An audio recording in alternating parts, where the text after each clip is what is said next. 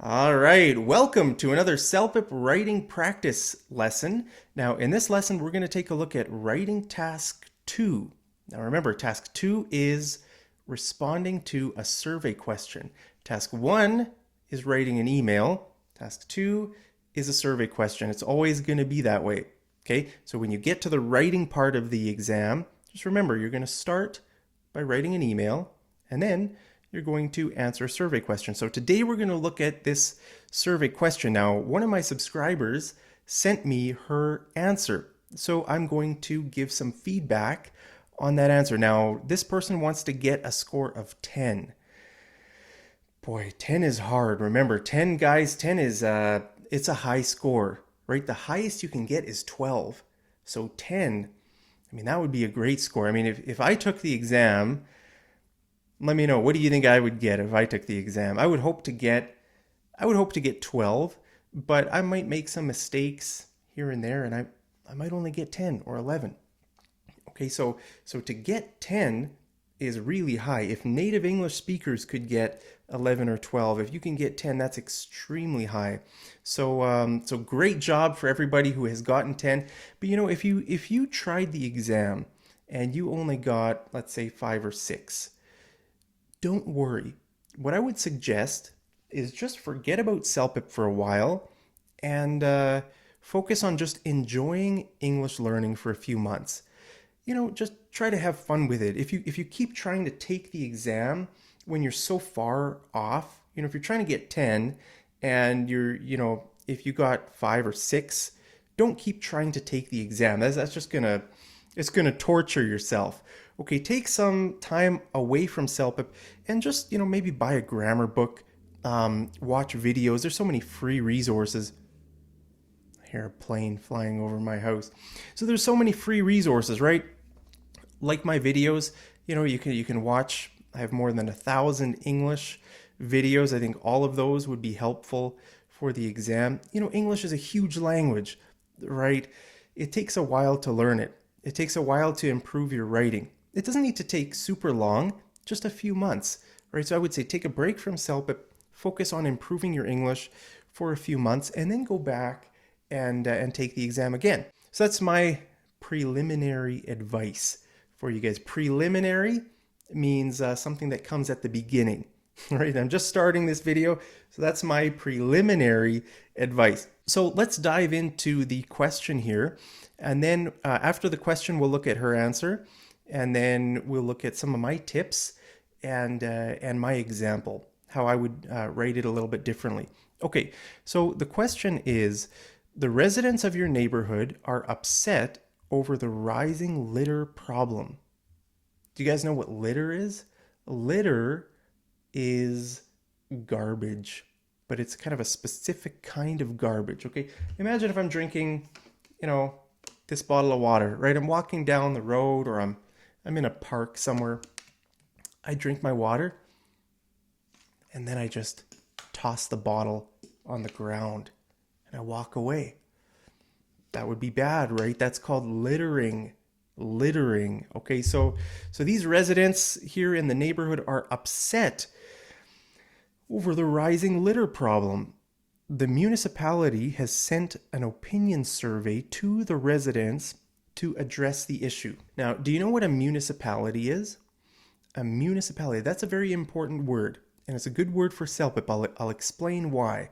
Okay, so here in Canada, we have 3 levels of government, right? The top level is called the federal government, right? Justin Trudeau, the Prime Minister of Canada, right? On that level, you have the Prime Minister, you have other people on that level, right? The Trudeau's cabinet and all those people. Then another level of government is called the provincial level, of the provincial government. For example, I live in Alberta, right? So the province of Alberta has a government, and that's the provincial government. The leader of Alberta is called the premier. Okay, so the premier of Alberta right now is Jason Kenney. Remember a few years ago, I met Jason Kenney in the airport on my way to Thailand. I posted a picture over on my Instagram, so you can see a picture with me with Jason Kenney. So Jason Kenney, that's the provincial level. Okay. And then there's a lower level that's called the municipal level. Okay. So a municipality is a small area, maybe a city or a town or something like that. So it has its own government, right? So I live in a municipality, and this municipality is Calgary. It happens to be a city. Okay, do you know how many municipalities there are in Alberta? Take a guess. Let me know your guess down there in the comments.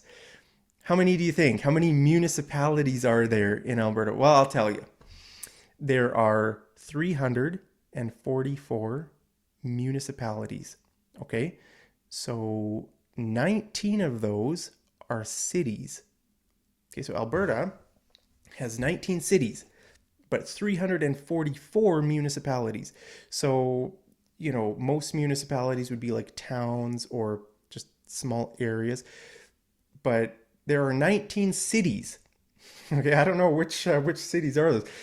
Alberta really only has two big cities, right? Calgary, where I live, and Edmonton, which is a bit further north. It's a 3-hour drive from Calgary, and it's the capital of Alberta. Some people think Calgary is the capital of Alberta, but it's not. Edmonton is the capital city of Alberta. Provinces have capitals too, just like the countries like Canada, the capital of Canada. You better know the capital of Canada. It's not Toronto. A lot of people think it's Toronto. It's not. It's Ottawa. Remember on my trip across Canada, we went to visit Ottawa, and I wanted to take you guys inside the Parliament building, but it was closed for like a 10-year or 20-year, I don't know how long they're doing major renovations on that building. Anyway, so municipality. Now, the reason that's an important word for to use on the CELPIP exam is because in this task 2, a lot of the questions have to do with municipal things, right? The question might ask you, your city is trying to decide between building, I don't know, a shopping mall or a new park in a certain area. Okay, so what do you think? What would you choose, the park or the shopping mall? Right? So that is a municipal decision. It's not a federal decision. Justin Trudeau doesn't say, "Oh, hey guys, you should build the park." That's not his. That's not in his domain, right? It's a municipal. It's a municipal level, right? If he were to try to get his hands in there, there's a word called micromanaging, right? Micromanaging. If you're a leader and you assign responsibility to people, and then you go and I don't like what you're doing. You should do it this way, that way. That's called micromanaging. Everybody hates micromanaging, right? You don't want your boss looking over your shoulder all the time, seeing what you're doing. Oh, you should do that. You should do. Just get out of my face. Get out of here. You be the boss. Let me do my own job the way I want to do it. So that's why there are different levels of government, right? So the questions on the CELPIP exam, in this question, task 2, they'll probably be municipal, on a municipal level, right? They might not be. The question might be something like, you know, your boss is asking everybody whether to buy a new coffee maker or a vending machine that sells pop, like Pepsi, Coke, Sprite. That's called pop in Canada, right? So would you rather have a vending machine that sells pop or a coffee maker? That's not a municipal decision. That's just your local office, right? But a lot of questions that I've seen on the exam are going to be municipal questions, okay? So the word municipality is a noun, right? That refers to the government area, right? So I live in the municipality of Calgary, but the word municipal is the adjective form of that, right? So if we talk about the municipal government or the municipal elections, hey, Calgary just had municipal elections last week, I think. I think it was just last week. Yeah, we had our election, so we voted in a new mayor, right? So that's called the municipal elections, or if you have to make a municipal decision, right? If that word is functioning as an adjective, it's municipal. But if it's a noun, then it's municipality. Can you say those? Municipality, municipality, municipal, municipal. The pronunciation is maybe a bit hard, but I think you get the point, right? So that's the question. So this survey is they're not surveying the whole country, right? They're not asking every Canadian, hey, what should we do about this litter problem here in Calgary? No, they're just asking the people in the city or the people in the certain area, right? So it's a municipal thing. So it says choose the option that you prefer. Explain the reasons for your choice. Write about 150 to 200 words. Okay, so here are the two options right here. The first one is impose fines. Ooh, that sounds bad. Okay, so it says only those who are responsible for causing litter will be penalized. Okay, so only the people who are caught littering will be penalized. That's the first option. The second one is to start an anti-litter campaign. It would spread awareness among the residents about the ill effects of littering. Okay, so great. Which one would you guys choose if you were writing this? Would you choose to impose fines or to start a campaign? Let's read her answer and then I'll share my tips. But before I read her answer, let's just take a look at it. Okay, what do you get when you look at it? Now, don't worry about these blue lines under here because I copied her answer and I put it into a Word document. That's why it's catching the you know the spelling mistakes or that kind of stuff. Okay, so don't worry about those. Just when you look at the piece of writing, how does it look? I think it looks great, right? It's a good length.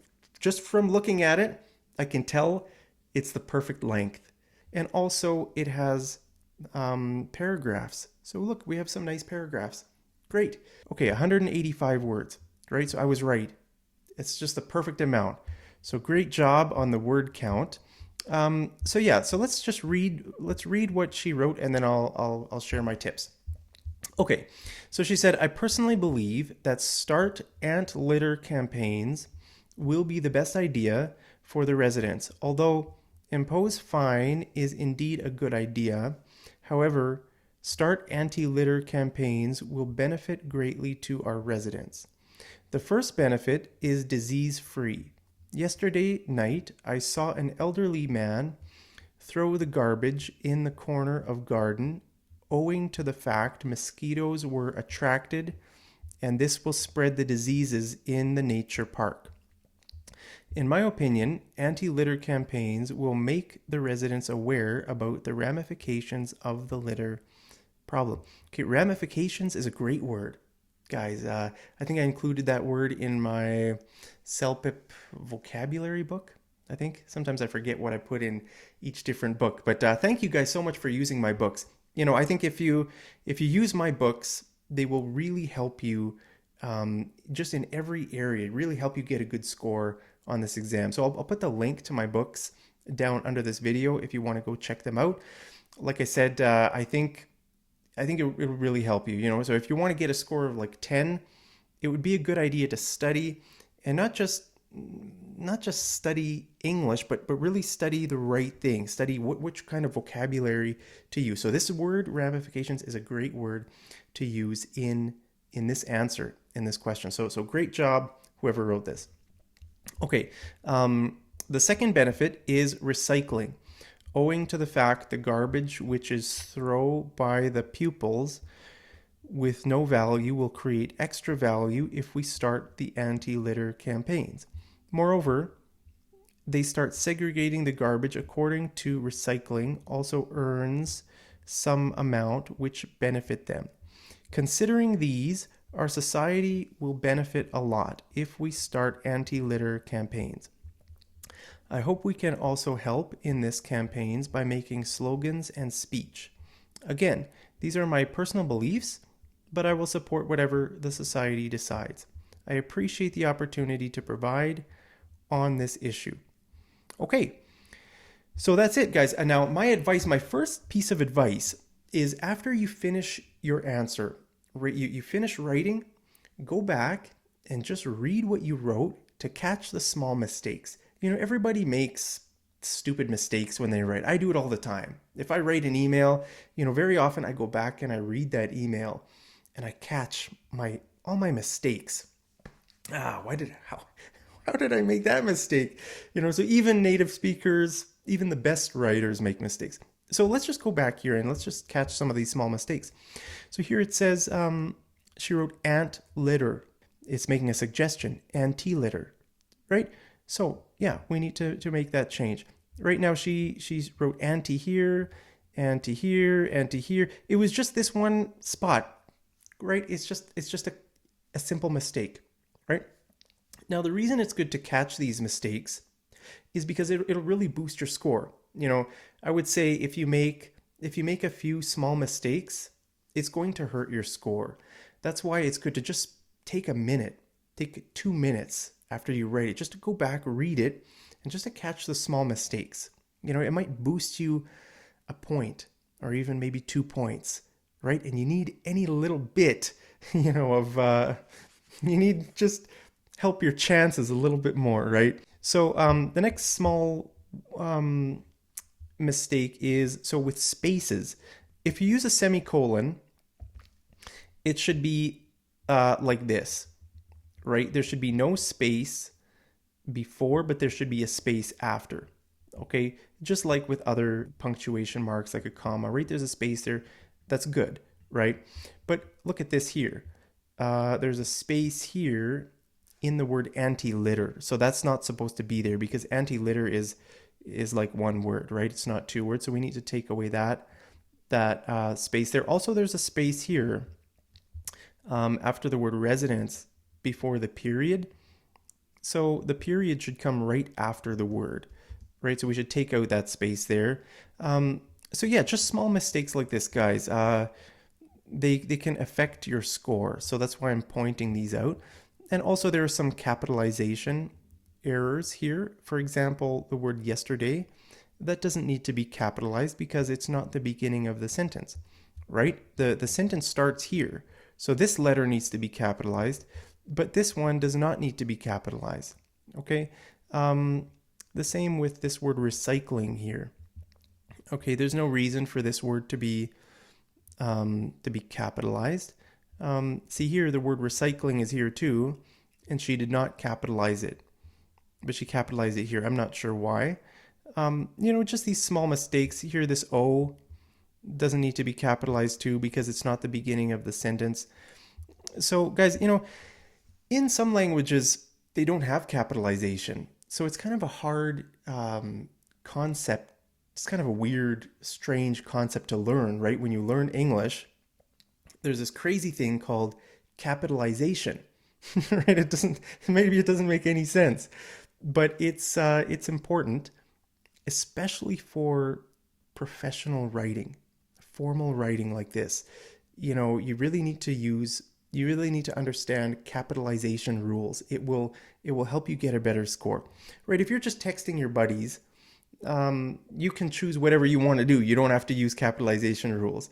But in proper English writing, you do need to capitalize the right words, right?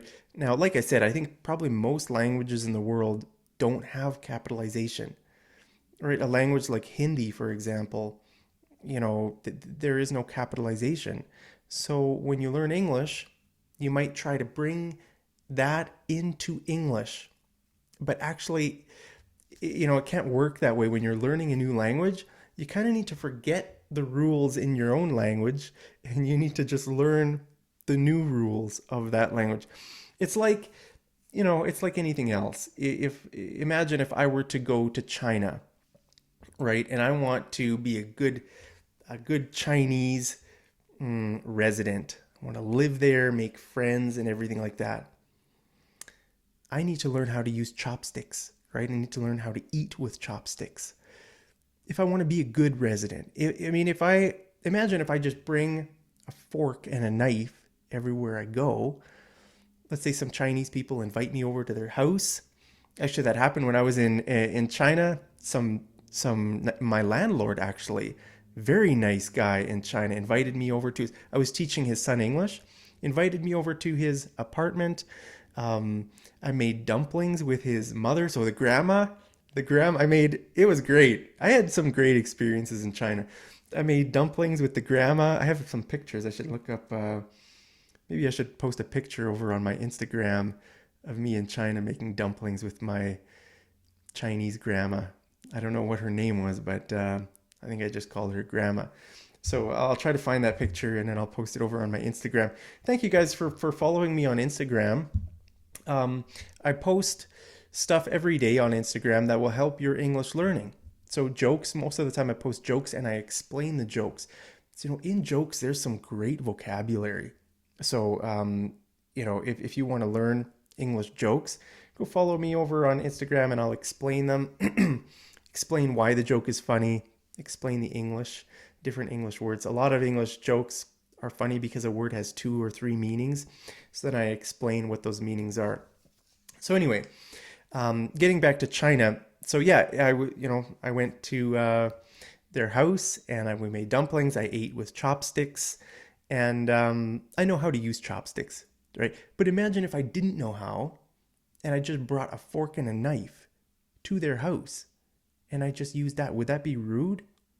Yeah, maybe. You know, so these things are important, right? Some every culture is different. Some cultures people eat with their hands. They eat rice with their hands or whatever.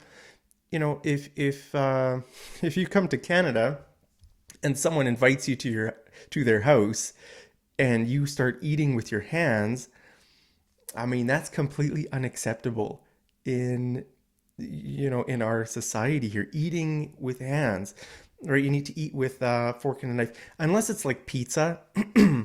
Yeah, I would say for certain foods, we call those finger foods, right? Certain foods that you eat with your hands are called finger foods, like maybe snacks like chips or veggies. If you dip, you can buy those platters, those veggie platters at the store.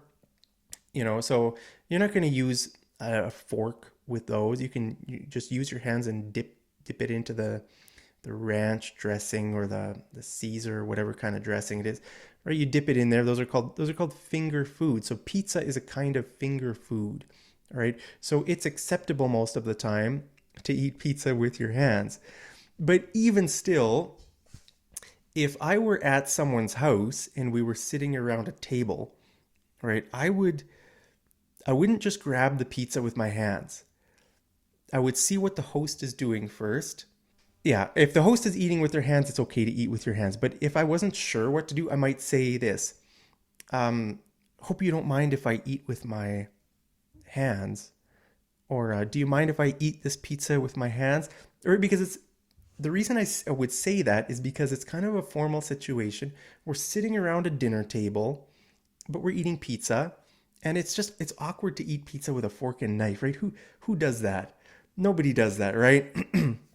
But if I were in a situation that was very formal, yeah, I would eat pizza with a fork and knife. Just because eating with hands is seen as kind of it's seen as too informal here in our society. I mean, if it's just you and your friends, you can do whatever you want.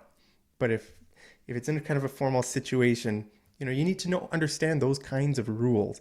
So the reason I use that example is because it's the same as learning a language, right? Sometimes when you learn a new language, you don't know what's important, what's not important, right? So on a piece of writing like this, on the CELPIP exam, you need to know capitalization rules. It's very easy. There are not very many capitalization rules in English. Just search, on Google for capitalization rules, and you'll get a lot of websites talking about the different rules. For example, a word like park, that's just a common noun. It doesn't need to be capitalized, right? But if you're talking about the name of a specific park, like Banff National Park, which is not too far from Calgary, then the B needs to be capital, the N needs to be capital, and the P needs to be capital, right? Did I just make a B? I meant P, not B. Anyway, so those kinds of rules, right? It's just, it takes maybe an hour to just look at some capitalization rules, get it into your mind, learn it, right? So that you can get a better score on this on the CELPIP exam. So that's another thing I would mention, just capitalization errors. Other small mistakes are, this word a lot. A lot should be 2 words, not 1 word. Let's see what else, guys. This campaigns. If this is plural, then this word needs to be these. These campaigns. So you should either choose this campaign or these campaigns. Now, in this situation, right? Let's say there's a community or a whole city maybe that's having this litter problem, right? The city will probably do some kind of a campaign, just one campaign. It's going to be called like clean up the city campaign, something like that. So in that case, it would be better just to say one. It's just one campaign. It's not many different campaigns, right? There might be different strategies, different like marketing strategies or this and that underneath the one campaign, but it's just one campaign. So it would be better to say, I hope we can also help in this campaign. So yeah, that's my first tip, is just to fix the simple mistakes. The second tip, as I already mentioned, was use the word municipality. Most of these, or a lot of these, could be about the municipal thing. They might not have the word municipality in the question, but if it's talking about anything about like a city or a town, you have to choose, this or that. If it's to do with like a park, should we add this new feature to the park? Like, should we plant more trees in the park or not? Or all these things, these are like municipal things. So you can use the word like municipal or municipality if you feel like the situation would be good to use that word. Now, the third just quick tip I want to give is to use the word would instead of will. Okay, so I've told everybody this. I've been tutoring CELPIP for years now, and everybody makes the same mistake. When they get to this task 2, right, which is responding to a survey question, they use the word will. Okay, for example, see how she started here? She said, I personally believe that this campaign will be the best. Now, why should you use the word would? Some people are confused about the word would or could. What do those words mean? Well, in this situation, we're just talking about ideas here, right? There's 2 options. You don't know what's going to happen, right? You don't know which one will happen. So that's why we use the word would, because this is called a hypothetical situation. We're just imagining, right? So that's why you should not assume that you know what's going to happen, right? Like if I asked you, what would you do if you had $1 million, right? That's a hypothetical situation because you don't have $1 million. Neither do I. Hey, if you do have $1 million, send some my way. Buy me a coffee down there. My coffee links are under the video. If you've got $1 million, buy me at least 2 or 3 coffees. That'd be great. Thank you guys for everybody who has bought me coffees over the past few years. I really, really appreciate it. But that's a hypothetical situation, right? If I say, what would you do if I say, what will you do if you get $1 million? That doesn't really make sense because there's no guarantee that you will get $1 million in your life, right? We're just kind of thinking this, it's kind of imagining this, right? So it's called a hypothetical situation. So that's why in this answer, just put it in your mind that you're not going to use the word will, you're going to use the word would. Just that simple tip, guys, is going to get you a higher score, because then the CELPIP evaluators will see that you understand what kind of writing this is. It's hypothetical, right? You're just, we're talking about an idea and you don't know what's going to happen. I'm losing my voice here. Just took a little swig of water. All right, so let's, was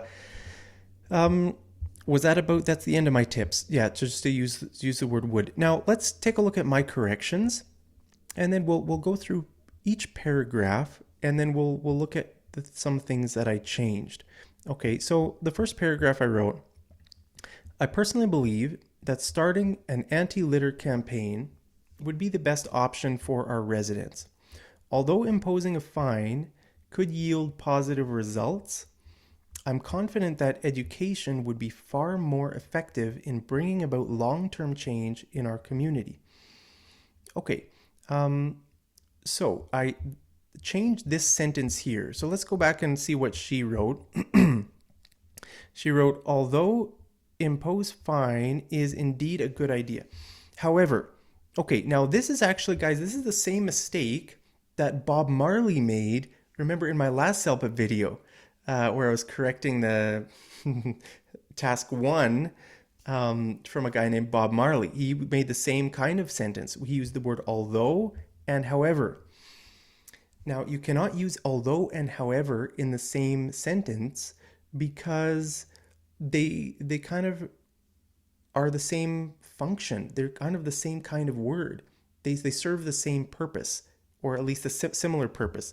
So the way you need to write it is either to say, although imposing a fine, or although imposing, fines is a good idea, comma, then there needs to be a comma, and then you need to write something else like blah, blah, blah, blah, blah, right? Although imposing fines is indeed a good idea, I believe educating the residents would be a better idea. Something like that, right? You either need to do that, or you need to just get rid of the word although altogether and start with this. Imposing fines, right? It needs to be an ing word. Okay, imposing fines,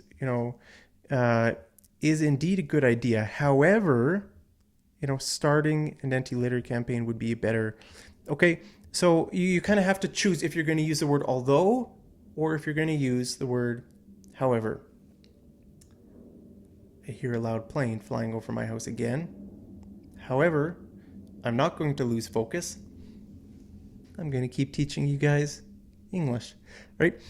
Just one thing I want to point out in the first sentence here is just that I personally believe that start anti-litter campaigns. Now, in the situation where you have the word believe that, the next word needs to be ing. Okay, so I believe that starting a campaign, or I believe that jogging is the best way to get healthy. Okay, I believe that eating after midnight is a bad idea. Don't eat after midnight. Okay, so if you have the words believe that, remember the next word is going to be an ing word. So that's why this is a mistake here. So we need to add the ing. Okay, so those are just the two changes that I would make to the first sentence. See how I made this? Although imposing a fine could yield positive results, I'm confident that education would be far more effective in bringing about long-term change in our community. Okay, let's just look at this word yield. Do you know what that means? Yield means to give. Okay, so imagine if you plant a tree, right? A fruit tree, the tree will yield fruit. So then, if you plant a nice mango tree, let's say, you want the tree to yield mangoes. You want the tree to give you some mangoes. Man, these planes are loud. Can you hear that in my microphone? I'm sure you can hear that. I can hear that very loudly here. I'll try not to lose focus. All right. So that's what yield means. So in this situation here, I say, although imposing a fine could yield positive results, right? Maybe people would be afraid of littering if they knew they would get a fine of like $100. You know, I don't want to pay $100, so maybe I'll just hang on to this bottle, find a garbage can, and then put it in the garbage can, right? So fines can be a good thing, right? They kind of deter a person from doing something bad, right? Deter means to kind of prevent a person, to kind of make a person avoid doing something bad. Okay, so yield, that's what yield means. Now yield is also a sign. It's a traffic sign. So imagine if you're driving, right, and you are going to merge onto a highway, right? That means you need to yield to the people who are on the highway, right? The people on the highway, they've got the right of way. If you're coming from another road and you're going to merge onto the highway, you need to yield to them. That means you need to give them the right, right? You're giving them, you're yielding. So that's a good word to use. Anytime in your writing, especially for the CELPIP exam, anytime you can use a higher level word, it's going to boost your score, right? So for example, I mean, if you could use the word give or yield, it would be better to use yield. Yield is a higher level word than give, right? Although imposing a fine could yield positive results, I'm confident that education would be far more effective in bringing about long-term change in our community. Now, guys, notice that here I use the word community. In the first sentence, I use the word residence.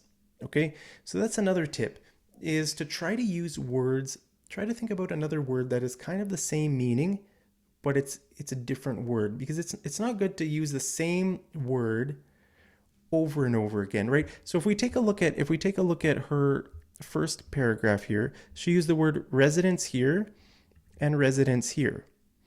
Okay, so it would be better to change one of these words to something a little bit different, like community, for example. Now, just as another note here that I forgot to mention, in this first paragraph, it's almost like both these sentences are saying the same thing. So it says, I personally believe that starting an anti-litter campaigns will be the best idea for the residents. Imposing a fine is good. However, starting anti-litter campaign will greatly benefit our residents. So it's kind of like saying, she kind of said the same thing twice. The first one is that the campaign will benefit the residents. The second one is that the campaign will benefit the residents. So try to kind of change some words to make it sound like you're not saying the same thing back to back, right? If you say something the same back to back means next to each other, right? So don't say the same thing back to back. The other thing I was going to mention in her answer here is she used these words twice: owing to the fact and owing to the fact. We don't use this too much, I would say, but you could use it. I think she's kind of used it in the wrong way, actually, in both these examples. So it's kind of confusing, right? So I'm going to just explain that. So when you say, for example, here, yesterday night, I saw an elderly man throw the garbage in the corner of garden, owing to the fact mosquitoes were attracted and will spread the disease. Okay, so the person who wrote this kind of got the idea backwards. So which is causing which? The mosquitoes are being caused by the garbage, right? The garbage is causing the mosquitoes.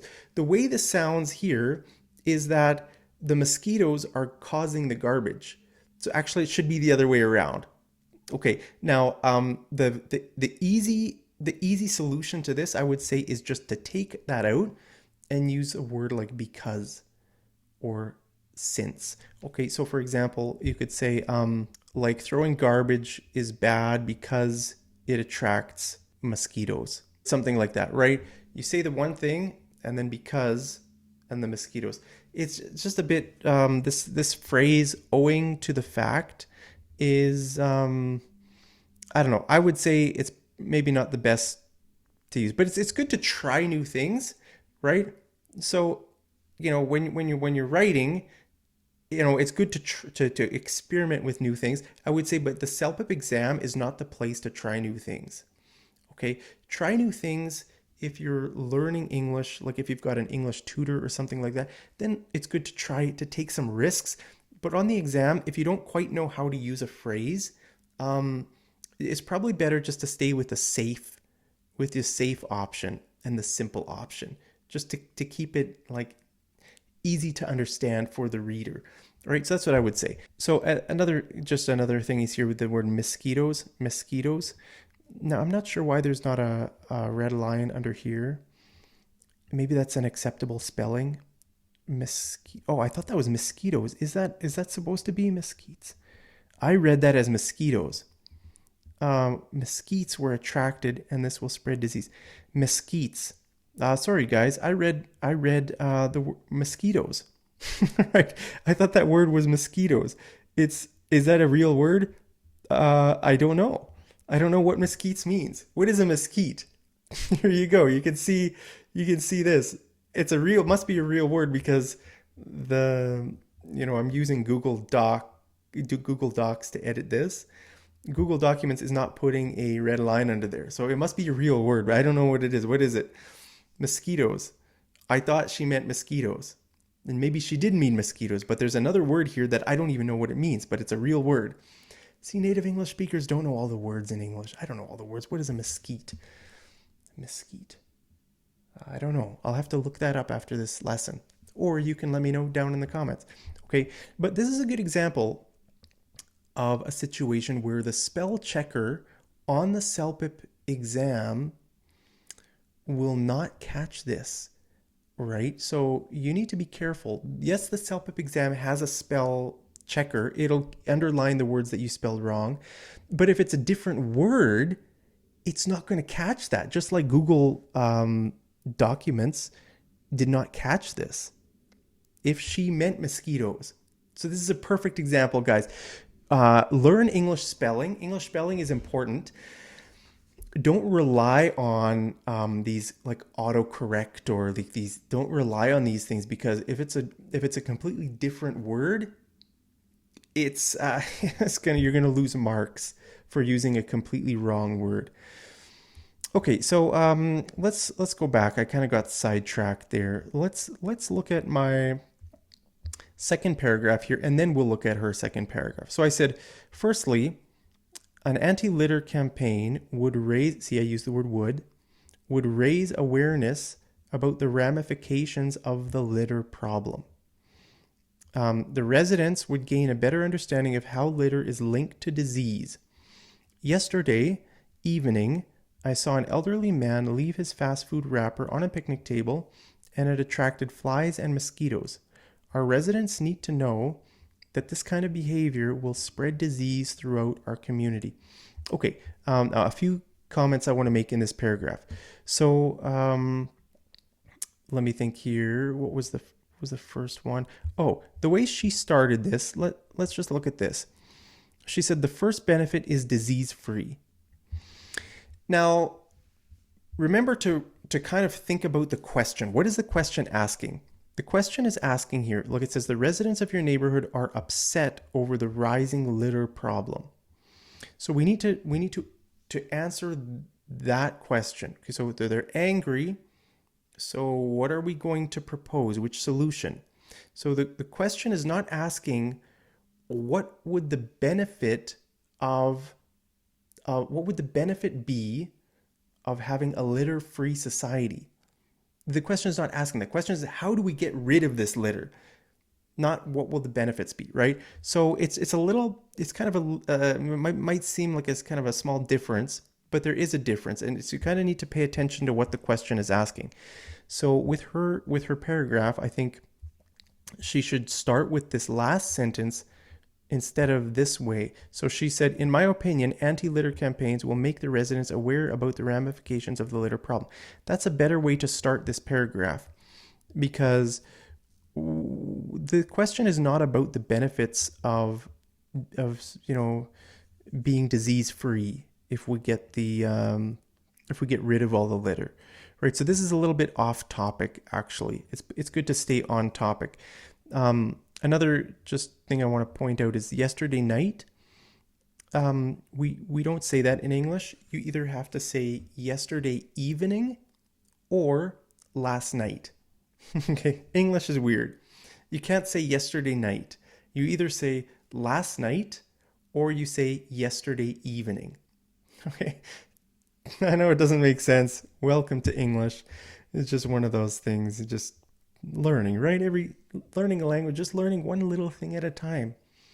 Maybe that's just one thing. You learned that. You can check that off your list. You'll never forget it again, right? So let's see. Now, I was a little bit confused about what she meant here. She used the word garden here, and then she was talking about the nature park. I'm not really sure what the relationship is between these, so I just changed that to I said here. Yesterday evening, I saw an elderly man leave his fast food wrapper on a picnic table. Right, a lot of parks here in Canada have picnic tables, and you can just anybody can go and eat at the picnic table. Sometimes people leave their garbage there, right, and that attracts animals. It might attract bears. It might attract, you know, flies or mosquitoes or that kind of thing, right? And then I said it attracted flies and mosquitoes.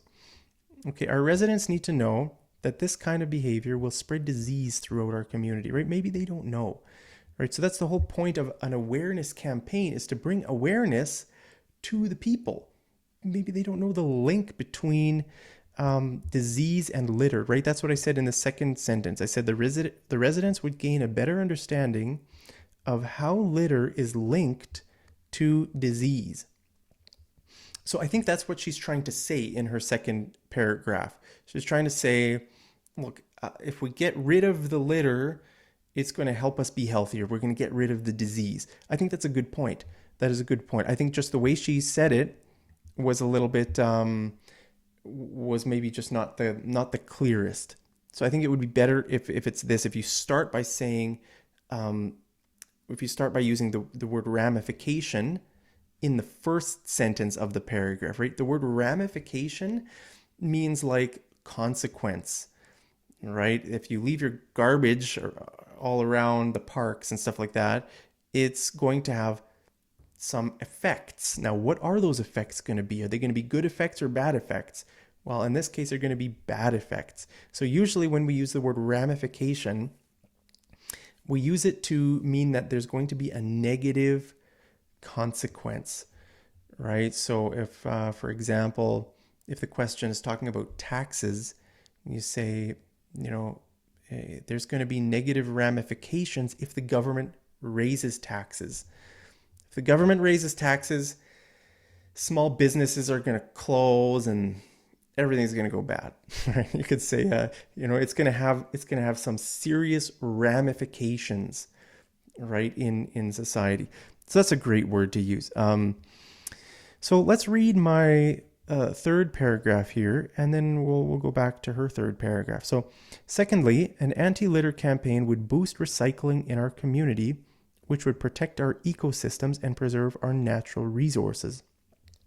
Many of our residents do not know about the financial incentives of recycling. By bringing empty beverage containers to a recycling depot, an average family can save several $100s per year. That's awesome, right? That's true. You know, if you're here in Calgary, for example, for me, after I drink this water bottle, I'm not going to just throw it in the garbage. I'm going to put it in a bag. I collect all my stuff, milk jugs, you know, whatever, any kind of beverage container, plastic bottles, you know, glass bottles like beer, wine, you know, pop, tin cans like pop, Pepsi, Sprite, that kind of stuff. Put it all into a bag and you take it to a recycling depot. Now, actually, I made a video about that a couple of years ago. I'll try to remember to put it up here somewhere at the end of this video. So if you're interested in you know, seeing what it looks like. Basically, you just go there, you know, you dump all your cans out on this like table. They sort it all out because there's different prices for each bottle. Like you pay for it when you buy the bottle. Let me see, how much does it say here? Very often it says the the price, I think, on the bottle. I'm not sure if it says here. I think these are 5 cents each.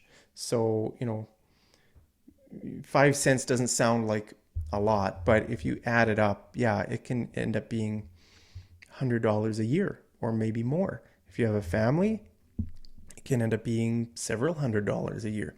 It's a good thing to consider if you come to Alberta. Remember to recycle. So there's an incentive, right? The word incentive is a good word to use. It's a high level word to use because the word incentive means a benefit, something like some kind of a something that makes you have a reason to do something. So for me, if I didn't get money back from taking this bottle to the recycling depot, there would be no incentive. Then I could just throw it in the garbage, all right, with all my other garbage. And why do I care, right?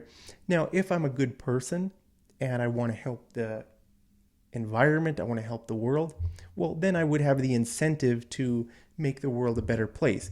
But some people need a financial incentive to do something, right? So some people need to get money back. I think it's a good idea. If people pay money up front. So when I bought this, I would have paid 5 cents, I think. And when I go, it's not like they're giving me any money. I'm just getting my money back that I already paid for this, right? So it's a system to make people recycle because recycling is a good thing. So, again, I think that's a great her reason putting recycling as one of her reasons. I think that's a great it's a great answer. It's a great it's a great paragraph, right? Now, guys, this word ecosystem is a great word to use if the question's asking anything about the environment, right? An ecosystem is just like, the I don't even know what ecosystem means. Remember, I put it in my CELPIP vocabulary book. In that book, it's super easy to use, guys. My CELPIP vocabulary book, we just go through topic. I give you guys a topic. I give you guys at least like about five idioms or high level words you can use for each topic. And I think the book has a bunch, maybe a few dozen topics. Okay, so we look at exactly which words you can use for this topic. So if you're talking about anything to do with the environment, the word ecosystem is great. So guys, if you want to boost your score by 1 or 2 points, just using higher level words can really help. So in that case, my CELPIP vocabulary book is really good. Also, my CELPIP 8 to 9 book will really help you with that as well. So I just wanted to go back and read her paragraph here that she said, okay, second benefit is recycling. Talked about the garbage being thrown by the pupils with no value, create extra value if we start the campaign.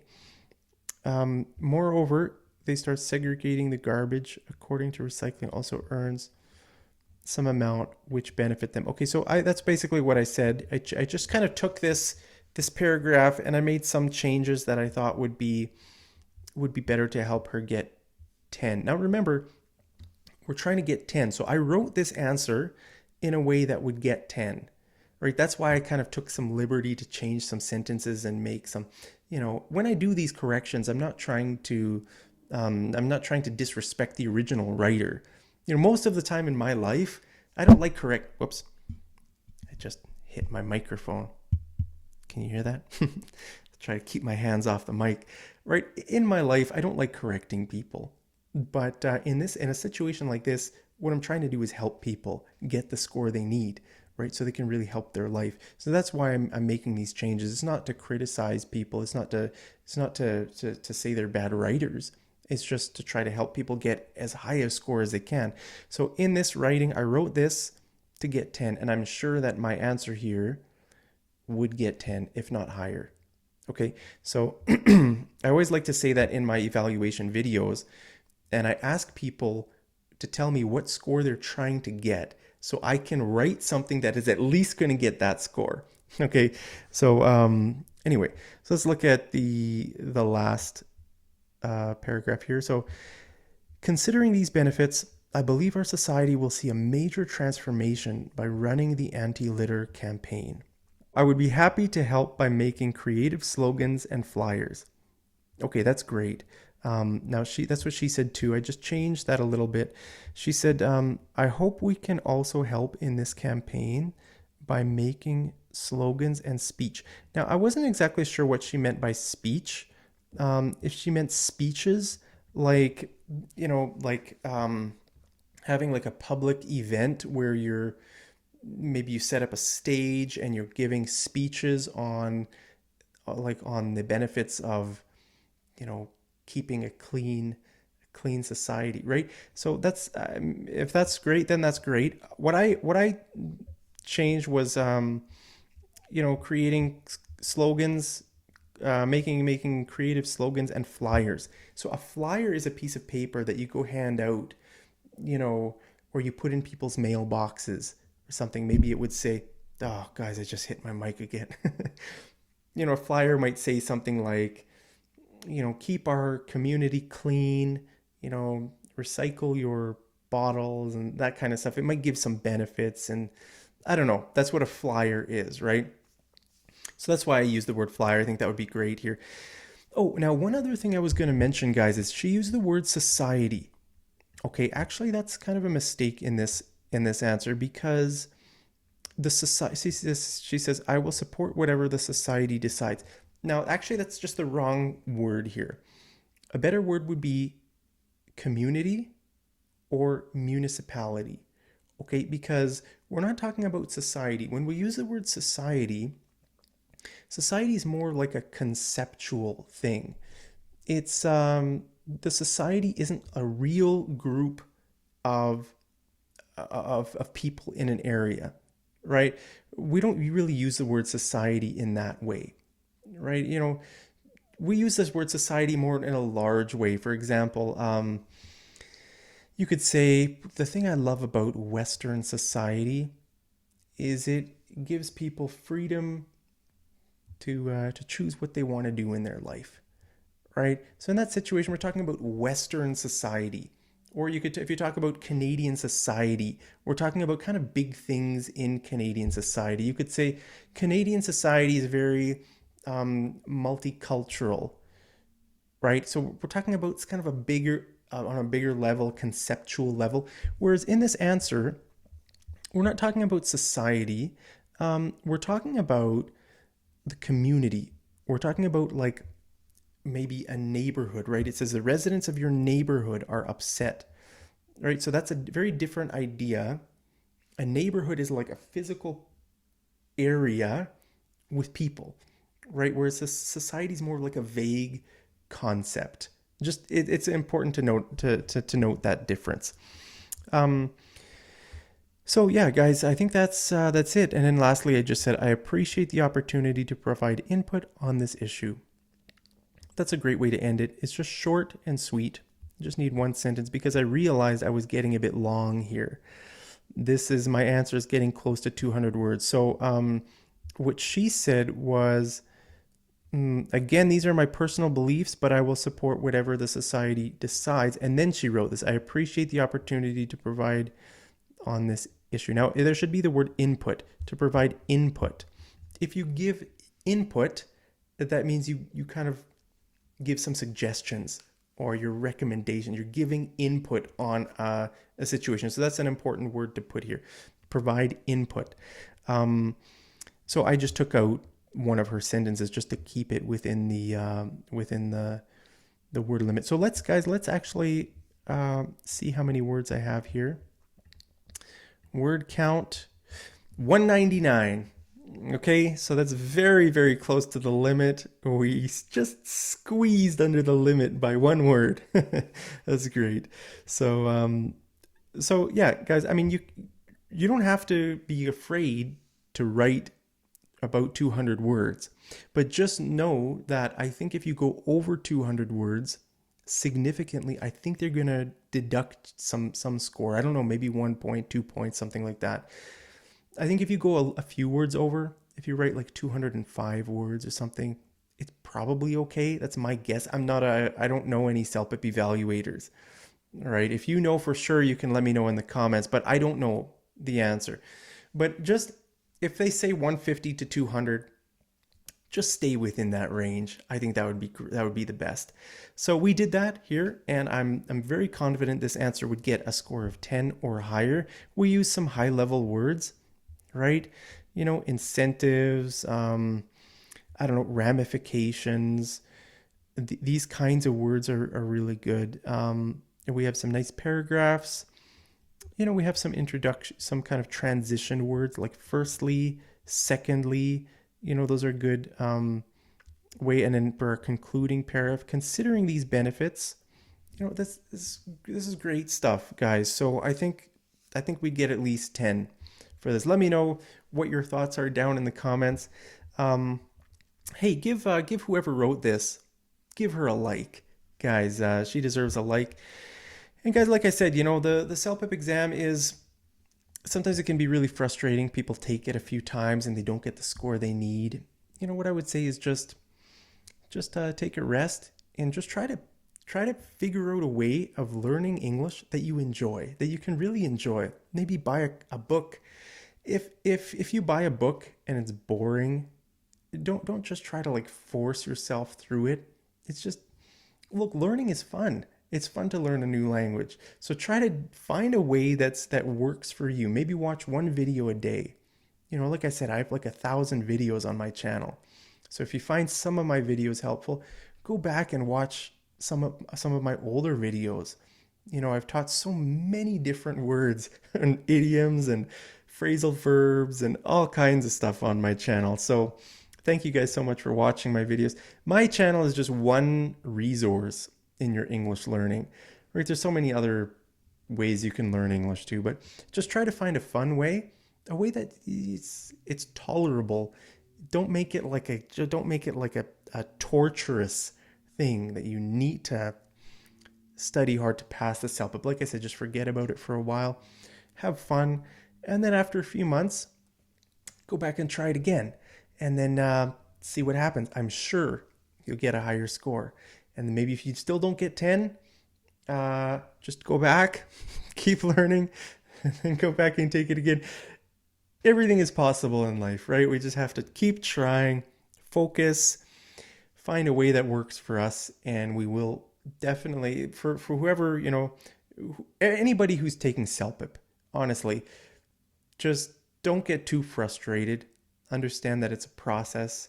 Just be patient and be diligent and be resilient. Resilient means if you face challenges in life, maybe you failed so many times, you get back up and you try again. That's what it means to be resilient. So be resilient, guys.